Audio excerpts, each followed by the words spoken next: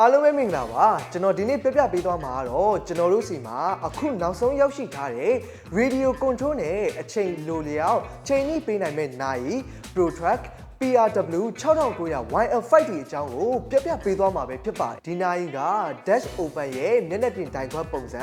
ပစိန်တလက်ရဲ့အသွားတက်တက်ပုံစံ8000ပုံ Bezel နဲ့ ProTrack PRW 6900 YL5 ဒီကိုအထာကြကြပုံဖော်ထားပေးပြီးတော့ Campfire မီးတောက်ကို inspire ယူထားတဲ့လိမ္မော်ရောင် In Disease Hands တို့နဲ့တွေ့မြင်ရမယ့်ဒီနိုင်က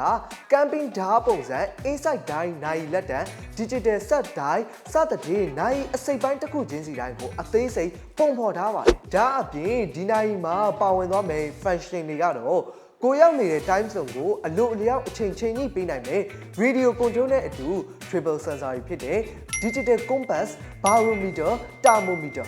Water Time and Stopwatch ပြီးတော့ Double LED Light and Countdown Timer Low Temperature Resistant ရေခဲအမှန် -10 degree Celsius ထိခံနိုင်ရှိဦးမှာဖြစ်ပါတယ်100 meter water resistant လို့မျိုးအကျန်းဆုံး feature တွေလည်းဒီနိုင်ထဲမှာပါဝင်အောင်မှာပဲဖြစ်ပါဒါအပြင် solar power watch တစ်လုံးဖြစ်တာနဲ့အညီအားကုန်သွားမှာကိုလည်းလုံးဝစိတ်ပူစရာမလိုသလိုနိုင်ကျိုးဒီဇိုင်းကလည်း flame retardant leather ကျိုးမို့ durability specification ဘယ်အရာမှရော့မနေတဲ့ product အကျန်းဆုံးနိုင်တစ်လုံးပဲဖြစ်ပါတယ်ဒီနေ့ကျွန်တော်တို့ ProTrack PRW 6900 YL5 ဒီအကြောင်းကိုပြည်သက်ကြီးတွေလည်းတည်သွားလောက်ပြီဆိုတော့ကျွန်တော်တို့ Cherry ဦးရဲ့နောက်ထပ်နိုင်အကြောင်းလေးတွေကိုသိချင်တယ်ဆိုလို့ရှိရင်ကျွန်တော်တို့ Cherry ဦး TikTok page ကို like and follow လေးလုပ်သွားပေးပါဦးခင်ဗျာကျွန်တော်တို့ရဲ့နောက်ထပ်ဗီဒီယိုတွေမှာထပ်ဆောင်ကြပါမယ်ခင်ဗျာ